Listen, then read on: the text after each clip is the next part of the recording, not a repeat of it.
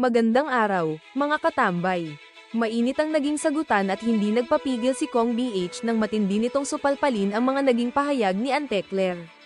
Sa isang panayam, diretsahang sinagot ni Kong BH ang mga akusasyon na nagpaapoy lalo sa diskusyon ng magkabilang kampo. Maraming netizens ang nagulat sa tindi ng mga binitawang salita. Pero hindi lang yan ang mainit na balita.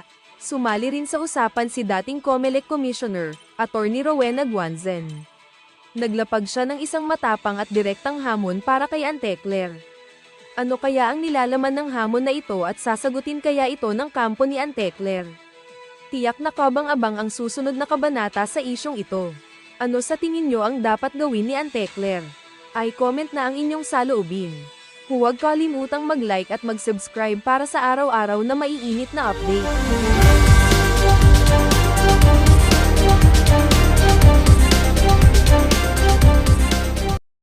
Meron hong extra layer, hindi lang basic na salin. Salin kayo ng salin kung yan talaga ang magiging magiging paraan para wala nang magnanakaw, but trilyon pang ninanakaw ngayong mga panahon na to.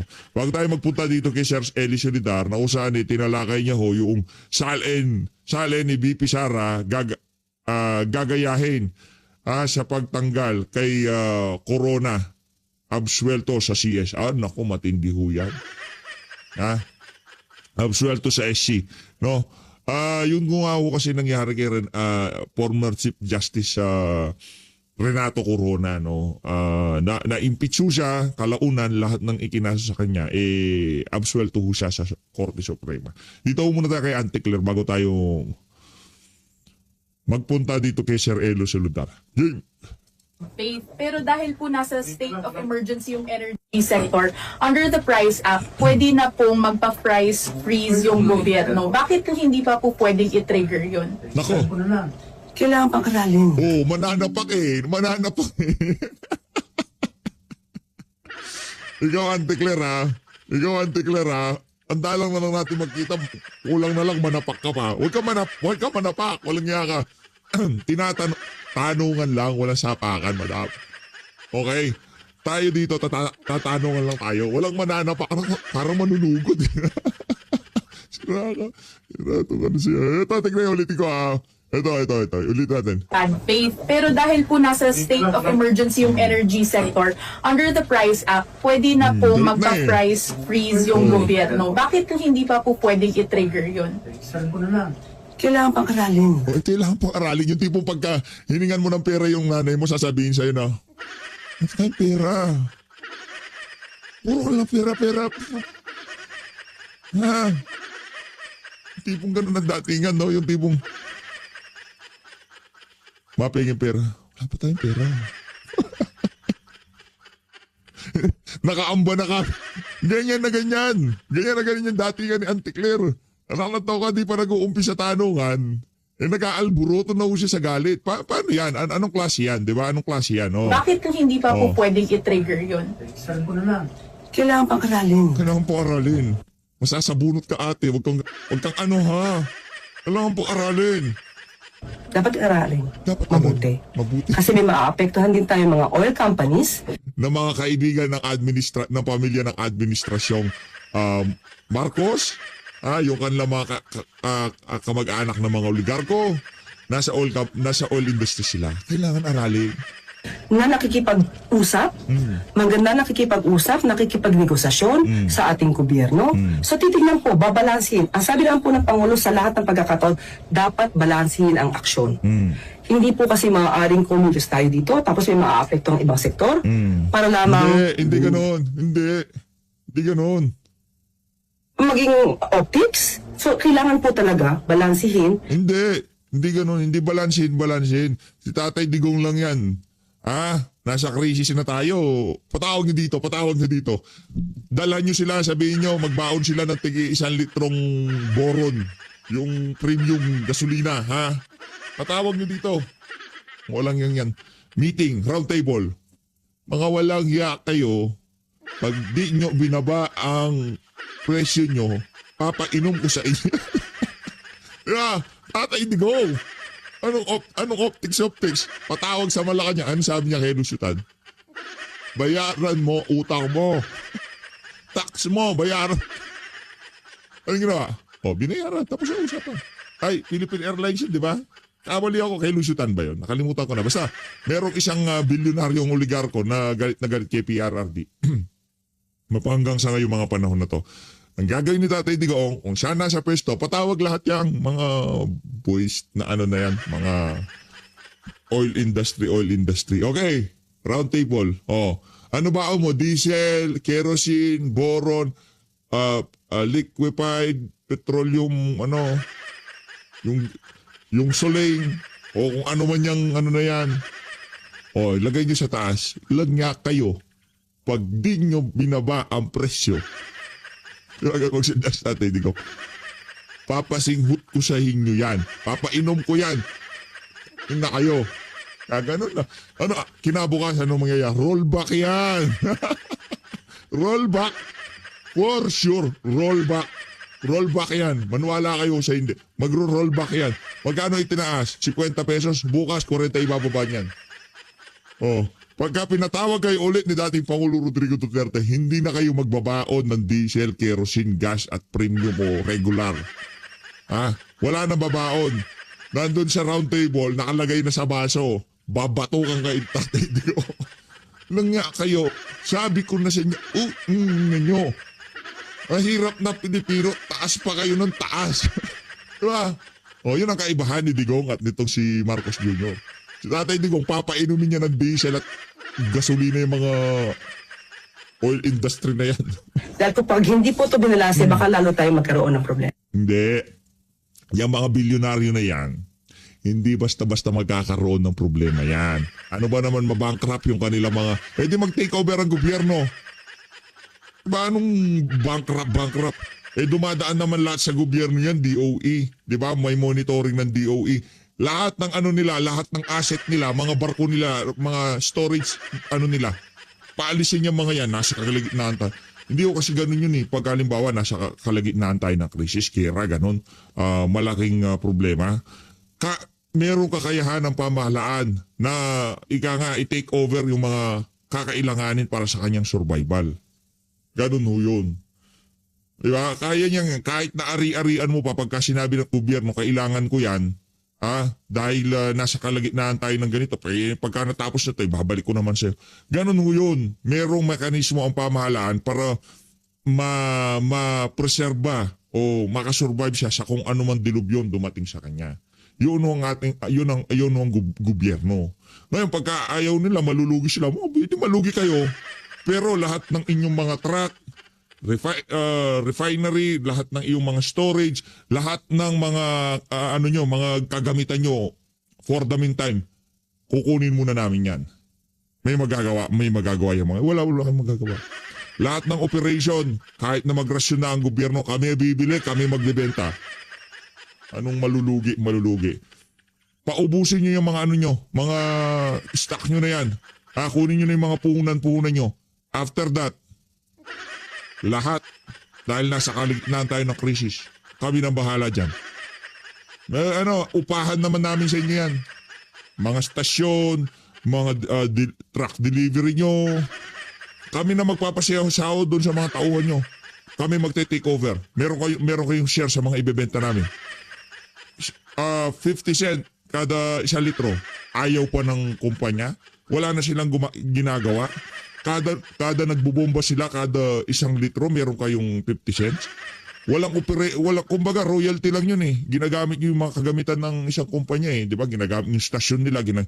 Pero gobyerno na mag-take over kung ayaw nyo magbaba ang presyo. Kaya yun. Pero dahil nga addictus benedictus, di ba? Tuloy mo ante. Ay, yun na pala yun. Yun na pala yun. Bumili ba ko yung tipong lalapit na siya, umaambal. Aambahan na niya. Gaganon na eh. Dito tayo kay Sir Elo Siludar. Salin. Hindi pa siya gagayahin sa pagtanggal kay Corona. Na absuelto sa SC. Nako, ito tayo kay Sir Eddie Solitar.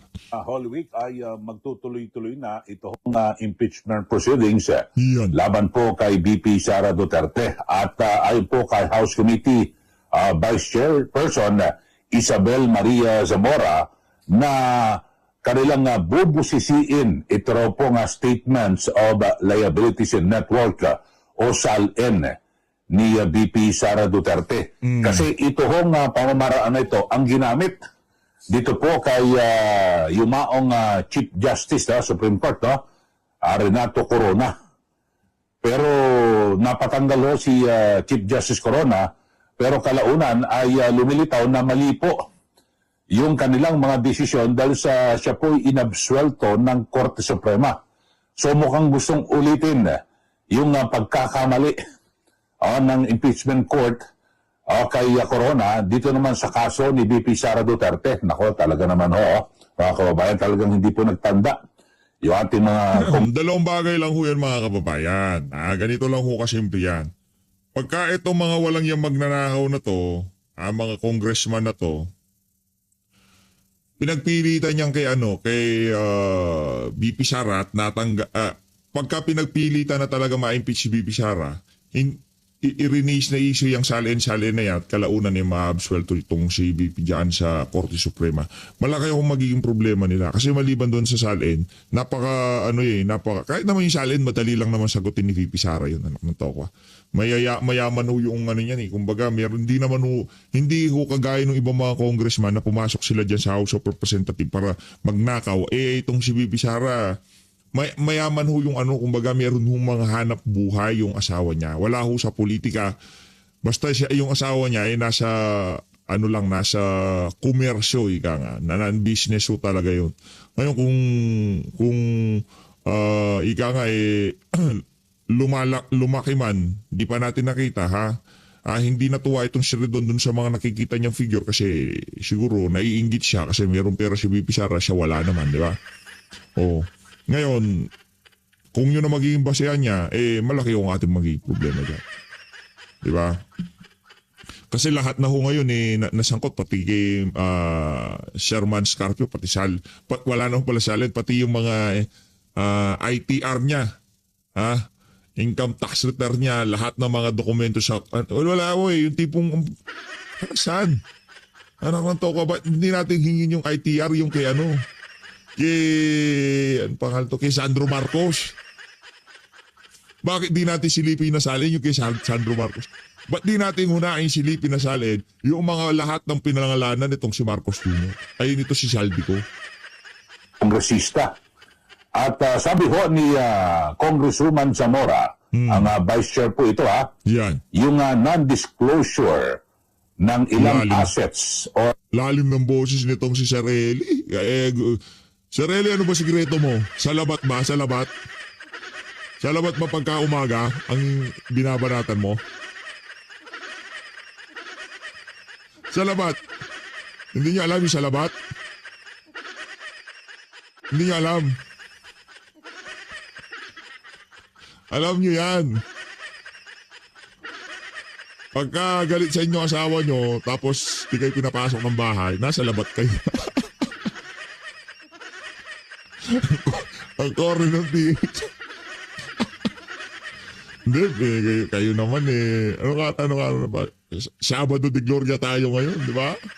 Huwag nang ano nyo kahit na isa lang ho na ari-arian dito po sa SALN ay maaring ito po ang maging dahilan para matanggal po sa pwesto. Ito po ang ginamit na sandata noon laban po kay Chief Justice Corona. Kung kaya't sabi ho ni Congresswoman Zamora ay ganito rin daw po ang maaring kasapitan ni VP Sara Duterte. Yun ho. Kasi may binabanggit ho ito pong si Bicol Saro, Representative Terry Ridon, na mula po 2007 to 2024 ay meron daw pong ipinapakitang discrepancies at naging paglaki di umano ng kayamanan o sa SALN ni VP Sara Duterte. na tinatayang nasa 30 million to 40 million pesos. Pero nakapagtatak 30 million to 40 million. Anak ng tokwa, isang maleta lang yan na di umano diniliver kay Martin Romualdez. Anong iniiyak nito si Redon?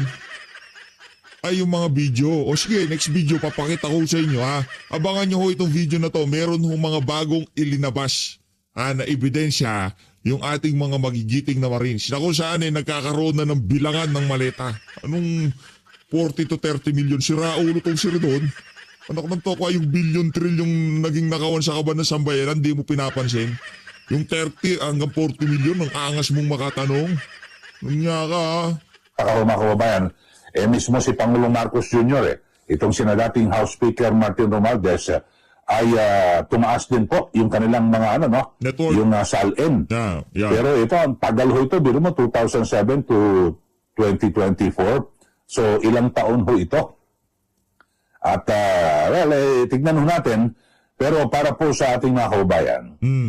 Kasi kung ang binabanggit ho ng kasalukuyang House Committee on Justice na yung ginamit ho kay Corona na SALN, ito raw din po ang gagamitin kay BP Sara Duterte. Babalikan lang ho natin Yan, balikan itong tayo. nangyari kay Chief Justice Corona. Na kung saan ay bagamat siya po ay hinatulan ng Korte ng Senado, 'di ba? Talagang natanggal po siya sa pwesto. Kawawang sinapit ni yumaong Chief Justice Renato Corona, talagang pinagkaisahan at may mga report di umano na talagang nagkabigayan 50 million, 50 at least million. nasa 50 million daw Yeah. sa di umano sa mga senador para i-convict ito hong si Chief Justice Corona. At ito ho, matatandaan nyo ho, noong 2012 ay tinanggal. Take note 2012 ho yun. Ang halaga ng pera noong 2012 yung 50 million. Kung titignan natin ngayon, dito sa pera ho natin ngayon, yung 50 million ng 2012, ilang years na ba yun? Matagal na yun. 2012. Kung ngayon yung 50 million na yun, siguro mga nasa doblado na ho yun mga kababayan. Doblado na yun. Baka nasa ano na yun, nasa 90 million.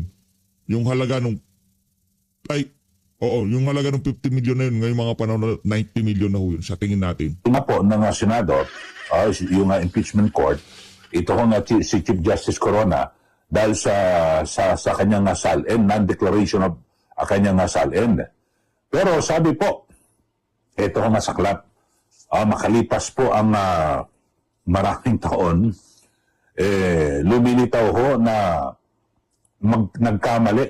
Ganyan, 2012. Tapos nilabas ho itong desisyon, makalipas po ng 8 taon, ito ho, ay sinabi po ng Supreme Court at ng Sandigan Bayan, na yun ho, yung vindication na kung saan ay yung korte ay binigay na po yung retirement benefits at yung dismiss forfeited cases. So, ito ho ay, sabihin natin, inabsuelto po, nilinis po ang pangalan ni Justice Corona. At lumilitaw na yung kanyang mga assets ay legal na nakuha. At ito hong SALN ay hindi raw po dapat na gamitin para po sa mga political vendetta. Nako, ito hong ginagamit ho ngayon ng mga kongresista. Yung mga takot ho na kung saan ay itong si VP Sara Duterte ang maluklok ho sa pwesto sa 2028 dahil sa lalo na ho itong mga kongresista. Diba? Sinasabi na nasa 67 contractor. Mismo nang galing ho yan, yung impormasyon at ibinunyag ho yan ni Senator Ping Lacson. At least ay 67 contractor, congressman na, contractor pa. Yan, Yan po yung mga dawit dito po sa manumalyang flood control project dito po sa ating bansa na bilyon-bilyon, umabot pa ho ng trilyon ang ibinulsan. Ako, napakarami ho ng mga ghost projects ho dyan. So ito ho mga kababayan, ito ho sabi ho ng Supreme Court, wag gawin sandata itong SALN. Pero ito kung ginagawa ngayon ng mga kongresista. At yung yung forfeiture cases, dismissal ng Supreme Court noong 2022 at yung Sandigan Bayan ay dinismiss din yung kaso na no, yung forfeiture cases laban po kay sa Corona family. Ayun at napatunayan na talagang legal po lahat ng mga ari-arian, kaso wala na ho. O namayapa na po ang dating Chief Justice dahil po sa sama ng loob dito po sa mga politikong ito, mga kababayan. So, yung binambanggit ko rito, ito raw din po ang gagamitin. Nako. Para po na ipandiin. Pero sa tingin ho natin, malaking kaibahan. Ito ano lang naman, alam ko na maganda na dinidiscuss na natin ngayon pa lang yung mga ano na yan, yung mga punto de vista na yan itong si Sir Eddie Solitar. Maganda na ano yan, hindi na kagaya yan noong panahon itong si Chief Justice Renato Corona at yung mangyayari kay VP Sara. Yung kay Chief Justice Renato Corona, talagang ika nga binraso binraso ngayon wala pang walang yun ang pinakaunang kung di ako nagkakamali na ilinaban talaga niya Di ba? Pwede na siya mag-resign, pwede na siya hindi, linaban niya dahil alam niya malinis yung niya. Malinis yung malinis siya. Di siya kaya kagaya ng mga lumiliti siya kanya nung mga panahon na yun. Ngayon dito kay VP Sara, meron nang nangyari na kagaya niyan at merong naging desisyon ng Korte Suprema. Di ba? Na impeach siya, di ba? Na kung ano-ano mga inakusa sa kanya, mga walang kapararakang akusasyon, nga, di ba? Kalaunan na-absuelto ho siya. Ngayon, hindi na uulitin yung kahintulad na pagkakamali na yon, maging ng impeachment trial, ng impeachment court. Hindi na uulitin yung ganong uring pagkakamali kagaya dito kay VP Sara. Nang dahil lamang sa alin na alam naman kahit itong si dating Senador Miriam Defensor, pinaliwanag na yung salin ay napakalaking kabuktutan lamang. Diba? Bago mag-file ng salin, ililipat kung kani-kanino yung pera, ililipat. Diba? Ganun yung estratehiya nila. Lalagay sa mga kabit nila, kaibigan nila. Tapos pagka malapit ng pagka nailipat na, ibabalik na ulit yun. Ganun lang ho, merong talagang loophole yung salin na yan. Hindi ho yan ika nga kailanman naging kaparaanan para ma-secure o mapigilan para mangurakot itong mga politiko na to. Hindi ho naging kasangkapan yung salin na yan. Kaya kung yan ang magiging basehan, kung bakit mai-impeach si VP Sara, para ho natin inuulit yung pagkakamali, parang inuulit ng impeachment court yung pagkakamali na ginawa nila kay Chief Justice Renato Corona. Hindi mangyayari yan. Kay VP Sara Duterte. So inuulit na naman ho ng mga kongresista. Ito hong paggamit at ginagawang armas. Ito hong salin na ito. Yun ho. So yan po masaklap. Kasi talagang lumilitaw ho may political vendetta. Ito na naman ho. Alam naman natin na talagang marami po ang mga kongresista ho ngayon na nagkukumahog at kung papaano nila pipigilan ang pagupo ni VP Sara Duterte.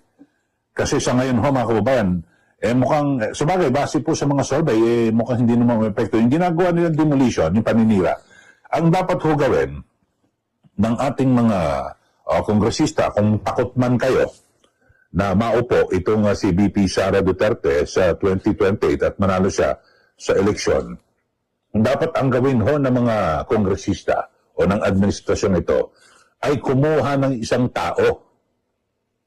Isang tao na ipalaban kay VP Sara at talagang kanilang palitawin Showdown. Na itong taong ito ang tamang kandidato para sa bayan. Ito ang kandidato na mas higit ang kakayahan kay VP Sara o sino man sa mga Duterte, at ito ang taong ito ang pinakamalinis. At siya ang magwawalis ng korupsyon dito po sa ating gobyerno. Dapat ganun ho mga kababayan Kasi sa mga ibang bansa ho, ganun ho ang labanan. O may malakas na Madali kalaban. yan. Hindi po sisiraan eh. Hindi magpapakawala ng kung ano-ano ang mga demolition o paninira. Ang gagawin, ikaw, kayo, kalaban nyo, ganito, malakas. Maglalagay din kami ng malakas naming kandidato at ipapaalam sa mga botante na itong aming kandidato, ito mas magaling ito diyan kay BP Sara. Ito mas matalino ito kay BP Sara. Ito mas malinis ito kaysa kay BP Sara. Dapat ganun ang gawin. Ganun. Pero wala ho, only in the Philippines. O, na kapag may malakas po ng kandidato, ang ginagawa, sinisiraan. Imbes na sabihin sa mga botante na hindi, ito eh. Di ba? Ito mas magaling. Huwag yan. Huwag yung si BP Sara Duterte. Dapat ganun ho, mga kababayan eh. Kayo ho, ano ba napapansin nyo rito sa Pilipinas? Ganun lang, paulit-ulit. Sana mabago na ho. Yung, Sana. yung uri ng pananampanya at yung uri ng pamumulitika dito po sa ating bansa. Kaya talagang wala ho eh. Hindi po maiiwasan na magkakampi-kampi at talagang nagkakawatak-watak po yung yung ating mga kababayan, yung mga Pilipino kasi puro paninira. Dito na lang sa social media, di ba? Kanya-kanya ho mga pakulo. O siraan ng siraan at sasabihin, nako, fake news yan, gano'n, etc. Pero ang pinakamaganda sana, gawin ho sa positibo. O di po ba? O ngayon, eto ho, balikan natin. Ang nakakatawa ho, ang sabi, ang ginawa pang ehemplo, yung mali. Biro nyo, nagkamali, lumilito, nagkamali ho ang Senado at maging ang House of Representatives noon sa pag-convict kay yumaong Supreme Court Chief Justice Renato Corona. Kasi napatunayan po ng Sandigan Bayan at ng Supreme Court na mali yung ibinigay sa kanyang akusasyon o na hindi totoo na nakaw at merong anomalya sa kanyang salin. Makalipas nga lang ako ng napakaraming taon, ng 8 hanggang 10 taon makalipas lumabas ho yung tunay, yung talagang katotohanan na kung saan wala na ho. Kilala ko kung personally si Chief Justice Corona at alam nyo, nakuberan ko rin ho yan at nung panahon ni GMA nasa Malacanang. So maayos ang tao, tas naging Chief Justice mga kababayan Pero ayon po sa report talagang namaya pa ho dahil sa sama ng loob. Grabe, no? Di po ba? Wow. So napagkaisahan kung inyo po matatandaan, di ba, sa ilalim po ng Pinoy administration, talagang yung mga report ang dami, may mga umamin ho ng mga senador na nagkabigayan po ng milyon-milyon sa pamamagitan ng sinasabing ano ba yung DAP na yon? Yung na kung saan binigyan ng pondo yung bawat senador para matiyako at makuha yung suporta o boto. Yun. O yan po mga kababayan. So uulitin ko ito. Nako. Kaya ho natin tinulakay ito mga kababayan kasi binanggit ho ito ng vice chairperson ni Luistro. Ito pong si Congresswoman Zamora na ang sabi Sara Duterte impeachment shall ends used to convict Corona. Zamora ito ayan ang sabi ho di ba?